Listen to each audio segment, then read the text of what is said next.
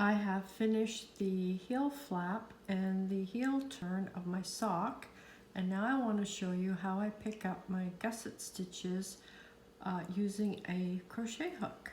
So here is my crochet hook. So what you do is you just want to put your crochet hook through the chained edge of your heel flap. If you slip the first stitch when creating your heel flap, you'll have this nice chained edge.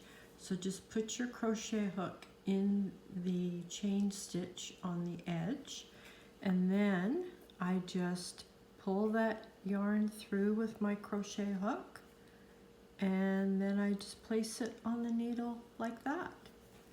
And you just keep going until you get to the edge. For this sock pattern, I am doing a 64 stitch sock. I'm just going to make sure that I didn't drop any stitches there.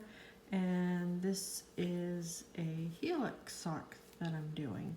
So yeah, so I'm just going to pick up these stitches along here, and then I will knit across here, and then again I will grab my crochet hook, and on the chained edge I will pick up the stitches along here, and then you'll be ready to start doing your decrease stitches. And this is all with using a 9-inch circular needle. I didn't need any double pointed needles or magic loop or anything, just 9-inch circular, and you can use a crochet hook. If you didn't want to use a crochet hook, then all you would do is just use this needle, and then you would just go into your chained edge like this, and then put your yarn over